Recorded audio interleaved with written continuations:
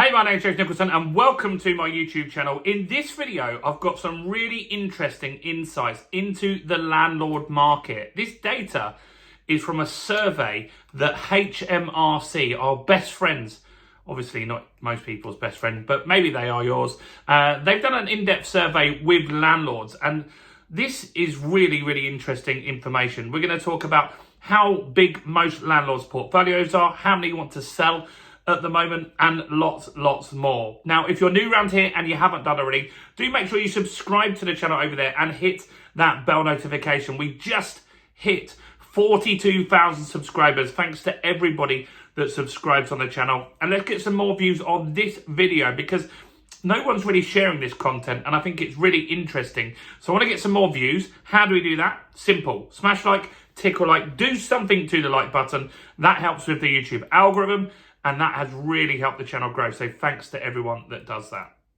So normally, anything that HMRC have, don't really like the HMRC. Probably you don't either. They never send nice letters, do you?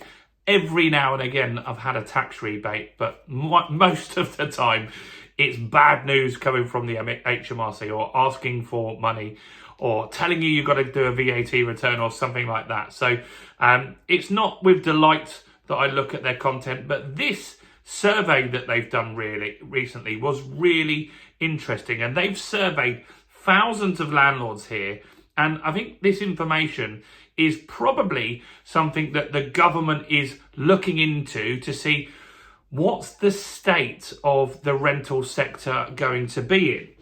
And so this gives us a real indication on where property is going to end up. So here's some things that I looked at that are outside of the report. And so that is that basically the private rental sector has had no growth since 2016. What that means is that we have no additional properties to rent since 2016. Now, that sounds like a stat that who cares? What does that mean? Well, here's what it means. The population since 2016 has grown by 3.6 million people. So what we're saying is we've got 3.6 million more people in our small little island, but we don't have any more rental properties. That is really, really concerning. And that's one reason why rents have gone up at a staggering rate. I mean, last year rents went up at 10%, and that was after people had had high inflation. And it really frustrates me, this rental stuff, because in the basket of goods that the government talk about, they don't really have a high weighting on your rent or your mortgage payment in there. And they're your biggest bills.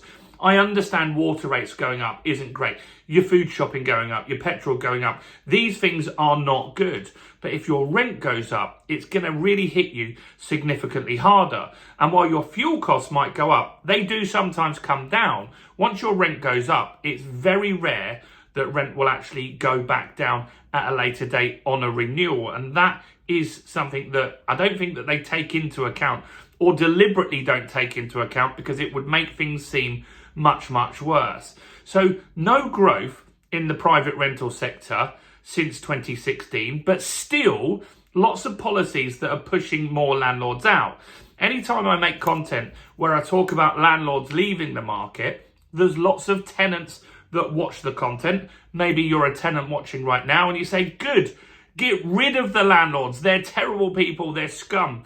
All this kind of comments end up on those videos. But what you're really wishing for by doing that is to have less rental properties available and rents will go up even more. That's what a lot of people fail to understand. We've seen this in Scotland. In Scotland, they tried rent caps. They're even considering bringing them back. They tried rent caps, a lot of landlords quit, and then you had as many as 200 people applying for one property. And there were comments on the videos from people in those areas saying they experienced that stuff. You could be an A1 tenant with a great job and easily be able to afford a property, but you still can't get one. And that could start happening in England and Wales if things don't get sorted out. So in the survey, they've said 25% of landlords want to quit in the next 12 months. In the next 12 months, 25% of landlords are seriously considering selling up or quitting the market. And we've seen that stuff in similar surveys. But that is an alarming amount of people. So imagine if we still grow our population, which we are, that's not changing anytime soon. Now, that population still grows. What if we get another 3 million people, but then we've got less accommodation than we had in 2016 still? In fact, it shrinks even more. That's going to mean rents are going to go up even faster, and it's going to be really, really hard for people to find accommodation. And there's no real plan in sight with the government. The government promised to build 1.5 million properties in 5 years. They're not going to hit that target. They've already said that that's not going to happen. And still, that's not even rental properties. It gets worse. So in a 5-year period, in the next 5 years, that number grows to 33% that want to quit the market. A third of landlords want to leave the market within a 5-year period. That could be because of retirement, but a lot of it's down to things like tax, the Renters' Rights Bill, it's down to the EPC stuff, and there's even more. I've got a video coming up over this weekend where you're going to be shocked at some of the stuff that Labour is proposing to input on landlords. It's horrendous. So that shrinks the market even more. Some landlords will quit. And so what was also in this survey was very, very interesting. So 93% of landlords have their property in their personal name. Now, that's not tax efficient. I've got the majority of my property in my personal name because for decades, I started investing in 1999. And for decades, that's just how you did it. Now it's more efficient to do it in a company, but you can't move it from your personal name into a company without paying stamp duty, without paying capital gains, without paying mortgage fees. All of this stuff means it's prohibitively expensive to move it from your personal name into a company. And so lots of people are stuck there. And if it's in a personal name, you get taxed something called Section 24. I've got a video on the channel if you want to know about that, but it's brutal. So now you should invest in a company, and only 7%, obviously, the math's quite easy there, is in a company, right? So that's how people are investing going forward. But it still means the majority of landlords have this problem where they can't afford to run the property. Now, the average landlord has, on average, 3 properties. And so a lot of landlords in their survey, they found out, were accidental landlords.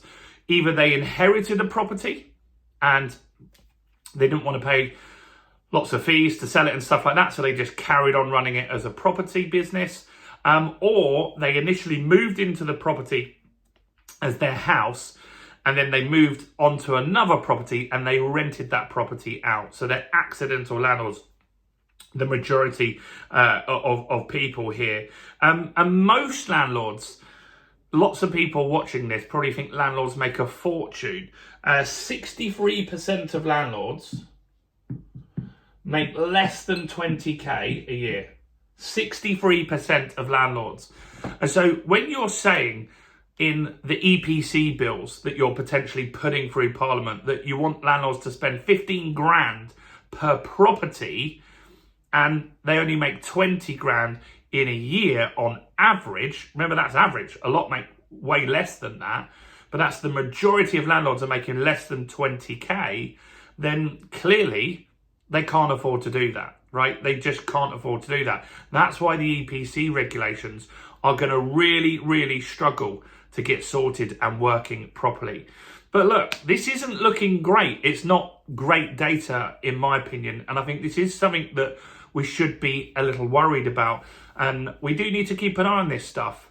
HMRC, obviously, they want to make sure they know what's going forward, so they understand what potential tax they might end up with in future, and that's why they're doing this kind of survey. But you'd hope that the government would look at their own department, and it's saying a lot of landlords are going to leave. That's going to put a huge burden on things like social housing, where in central London, some places have waiting lists of 30 years. I think one of them, when we looked at it the other day, was 47 years. You'll be dead by the time you get a property if you live in that London borough. So look, landlords, you can hate them all you want, but they are a necessary part of the UK economy. They are a lot of people that need to rent or want to rent, and it's going to get harder if we keep pushing landlords out as we're doing now. If you stick at it as a landlord, what I would say is you are likely to get increased rent and higher yields on your property, which is good. So that could be a reason to stick with it. I'm sticking with it. I'm not selling any of my properties, and I will expand as well. So I think it's more important than ever before, if you want to be a landlord, to really understand how this works and know what you're doing. And we've made a course on that for 20 quid. Everyone else is selling all their property training for many, many thousands of pounds. We have one for £20 that gives you all the knowledge and know-how that you need.